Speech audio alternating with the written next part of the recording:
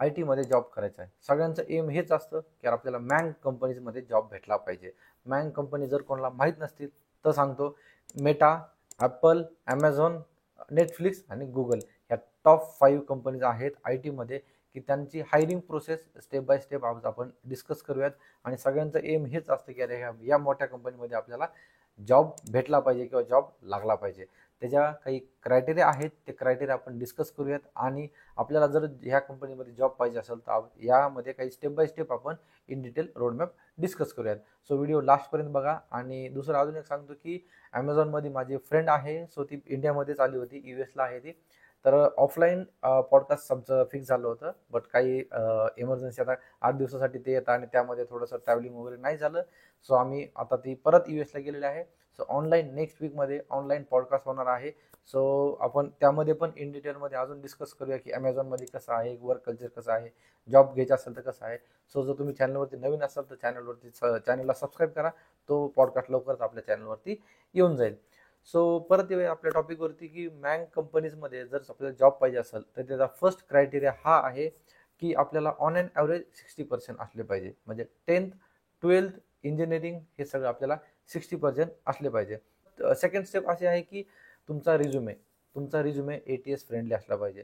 Companies काय करताना त्यांचे proper keywords, proper ATS friendly resume आहे का, त्यांच्याकडे असं काहीच नाही. त्यांच्याकडे AI थ्रू खूप टूल्स आहेत, तर ते मॅन्युअली काही बघत नाहीत तुमचा रिझ्युमे डाउनलोड करता किंवा बघता किंवा असं काहीच नाही. ते डायरेक्टली कीवर्ड बघता, कीवर्ड त्या AIच्या टूलमध्ये सगळे कीवर्ड ते एंटर करता या प्रोफाईलसाठी. जर तुमची AI थ्रू जर तुमचा ATS फ्रेंडली रिझ्युम असेल, जर तो शॉर्टलिस्ट झाला तर नेक्स्ट स्टेप तुमच्याकडे येते. तर तुमचा जो काही प्रोजेक्ट आहे, तुमचा जो काही रिझ्यूम आहे, तुम्ही जो काही कसं मेन्शन करताय रिझ्युमेवरती, हे सगळ्यात इम्पॉर्टंट आहे. तुमचं प्रोफाईल, तुमचे प्रोजेक्ट, तुमचे स्किल्स, तुमचे टूल्स हे सगळं रिझ्युमेवरती कसं करताय, मेन्शन करताय. आणि तो रिझ्युमे ATS फ्रेंडली असला पाहिजे. तरच तुम्हाला काय आहे ना की ते हायलाईट होईल आणि तुमच्यापर्यंत येईल.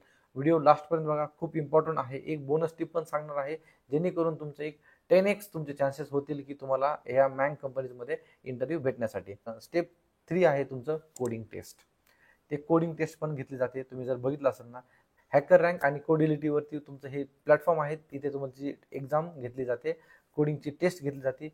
सो त्यावरती डेटा स्ट्रक्चर म्हणा, अल्गोरिदम म्हणा, यावरती तुमची कोडिंगची टेस्ट चेक केली जाते. लिकोडवरती जर तुम्ही डेलीमध्ये जर 2 क्वेश्चन जरी समजा सॉल्व्ह केले ना, तरी पण तुम्हाला हे मीडियम लेवलचे एक्झाम असते. त्यामध्ये तुमचं array, string, array list, link list, थोडेफार कलेक्शन, अल्गोरिदम, डेटा स्ट्रक्चर या गोष्टी जरी तुम्हाला आल्या ना, तर तुम्ही ही एक्झाम क्रॅक करू शकता इझिली. पण ह्या बेसिक गोष्टी आहेत, बेसिक गोष्टीवरती तुम्हाला फोकस करायचा आहे. हे झाल्यानंतर तुमचा इंटरव्ह्यू होतो. ओके, तुमचा इंटरव्ह्यू, टेक्निकल इंटरव्ह्यू जेव्हा होतो ना, तर तेव्हा जनरली तुमचे 2 ते 3 राऊंड आता होत आहे. आधी कसं होतं की एकच राऊंड व्हायचा, आता ते 2 ते 3 राऊंड पण घेत आहे. L1, L2, त्यानंतर मॅनेजर राऊंड. तर हे असे तुमचे राऊंड होणार आहेत. तर त्यामध्ये तुमचं DSA, सिस्टीम डिझाईन, तुमचा एक्सपिरियन्स जर असेल ना, तर त्या पर्टिक्युलर प्रोफाईलच्या रिगार्डिंग तुम्हाला एक्सपिरियन्स असला पाहिजे, प्रोजेक्ट डिटेल सगळं असलं पाहिजे आणि बेसिक ऑफ ओप्स कन्सेप्ट वगैरे हे सगळं असलं पाहिजे.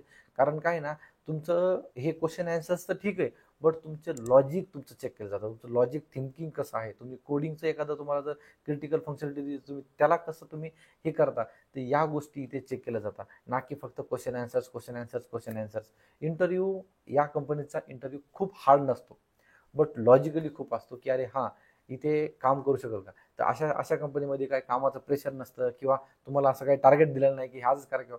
पण या कंपनीमध्ये तुम्ही काहीतरी नवीन काय करताय, इनोव्हेटिव्ह तुम्ही काय आयडियाज आणताय, याला जास्त फोकस केलं जातं, ना की फक्त तुम्ही डेली टास्क. यामध्ये असं नाही आहे. ओके, सो डेली टास्कसाठी म्हणा किंवा काय म्हणा, सो तुमचं थिंकिंग कसं आहे, तुमचं क्वेश्चन आन्सर्सवरती भर न देता कॉन्फिडंट आहेत का, एखादा क्वेश्चन नाही आला की या क्वेश्चन कसा टॅकल करतोय, तुमचं लॉजिकल थिंकिंग बदल जातं. या सगळ्या गोष्टीवरती तुमचा फोकस जास्त असतो. आणि त्यानंतर असं तुमचा HR राऊंड. ओके, तुमचं पर्सनॅलिटी, तुमचं कम्युनिकेशन HR राऊंडमध्ये डायरेक्टली पॅकेज डिस्कस केलं असं नाही आहे. ओके, एक्सपिरियन्स वगैरे असेल तुमचं तर त्या गोष्टीमध्ये ठीक आहे, बट तुमचं बिहेवियर चेक केलं जातं, तुमचं कम्युनिकेशन, तुमचं पर्सनॅलिटी डेव्हलपमेंट, हे सगळं तुम्हाला एक काही जर टास्क देतो, ती सिच्युएशनमध्ये तुम्हाला काही जर समजा असं केलं की नाही, म्हणजे आपण जे म्हणतो ना एक star method. Okay, situation, task, action, result, या या या गोष्टी तुमच्यामध्ये असल्या पाहिजे. त्याला आपण बोलतो स्टार मेथड. तर या गोष्टी जर तुमच्याकडे असेल ना, ती सिच्युएशन कशी हँडल करायची, टास्क कसा हँडल करायचा, ॲक्शन कशी घ्यायची आणि त्या ॲक्शनचा रिझल्ट कसा आला पाहिजे, ही जर गोष्ट तुमच्याकडे असेल ना, तर तुम्ही याच्या राऊंड तुम्ही हे करू शकता.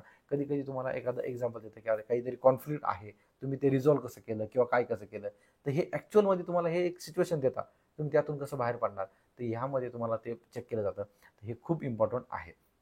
ओके. सो ओव्हरऑल हे अशी त्यांची एक प्रोसेस आहे. आणि जर तुमच्याकडे जर हे एवढं सगळं नॉलेज असेल, आपण आता जसं डिस्कस केलं, तर मँग कंपनीजमध्ये तुम्हाला जॉब अप्लाय करायला कोणीही म्हणजे हे करू शकत नाही. कंपनीचं तर काही नावच काफी आहे की तुम्हाला फक्त सांगायची गरज नाही की प्रोजेक्ट भारी किंवा कंपनी भारी किंवा काय करायची. टॉप कंपनीज आहेत त्या. पण तिथं जर तुम्हाला जॉब पाहिजे असेल, तर या ज्या गोष्टी आपण डिस्कस केल्या, त्या सगळ्या गोष्टी तुम्हाला व्यवस्थित प्रॉपर प्लॅनिंग करून आणि ही स्ट्रॅटर्जी यूज करूनच तुम्हाला तिथं तुम्ही जाऊ शकता. आणि बोनस टिप माझ्याकडून ही असेल की जर तुम्ही रेफरल केलं, हे सगळं असेल तर रेफर केलं, तर करंट एम्प्लॉईजला जर तुम्ही रेफर केलं, तर तुम्हाला 101% तुम्हाला चान्सेस आहेत की डायरेक्ट तुम्हाला जॉब भेटायचे तिथे. दुसरं आहे की तुम्ही mock interviews, okay, mock interviews तुम्ही मॅक्झिमम मॉक इंटरव्ह्यूमध्ये म्हणजे गुगलवरती बघा. जे तुमचे फ्रेंड्स म्हणा मँग कंपनीजमध्ये, जसं की समजा ॲमेझॉनमध्ये, मेटामध्ये, गुगलमध्ये, नेटफ्लिक्समध्ये, ओके, ॲपलमध्ये जर तुमचे फ्रेंड्स असतील ना, त्यांच्यासोबत तुम्ही कनेक्ट करा, त्यांची प्रोसेस बघा किंवा तुम्ही त्यांच्यासोबत मॉक इंटरव्ह्यूज घ्या. ह्याने काय होईल ना, की तुम्हाला आयडिया येईल की अरे नाही, तिथे इंटरव्ह्यू कसा होतो, म्हणजे काय होतो, म्हणजे तुम्हाला सरप्राईज क्वेश्चन काही भेटणार नाही आहेत. ओके. आणि सगळ्यात इम्पॉर्टंट आहे तुमचं की जेव्हा तुम्ही प्रिपरेशन करताय, तेव्हा एक रोड मॅप तयार करा. 3 मंथचा रोड मॅप तयार करा आणि त्यामध्येच तुम्हाला अशा कंपनीजमध्ये तुम्ही म्हणजे ब्लाइंडली तुम्ही अप्लाय करू शकत नाही. Strategy, step by step, road map असं जर तुम्ही सगळं केलं, तर तुम्हाला तिथे जॉब भेटायचे चान्सेस आहेत. आणि तिथे जर तुम्हाला एकदा चांगला जॉब भेटला, तर तुमचं करिअर डायरेक्टली चेंज आहे. ओके.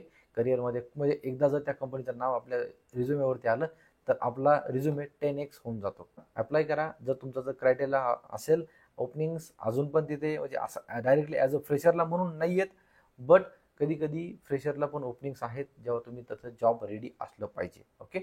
सो मार्केटमध्ये कॉम्पिटिशन भरपूर आहे. तुम्हाला स्किल अप टू डेट राहिलं पाहिजे. मी प्रत्येक व्हिडिओमध्ये सांगतोय, एखादा कोर्स करून फक्त राहू नका.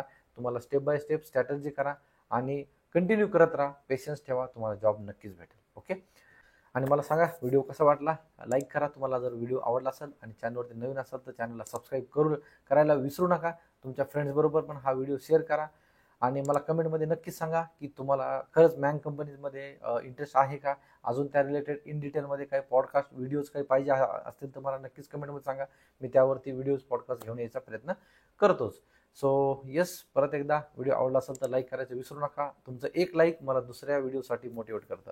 Thanks for watching. Till then, bye bye.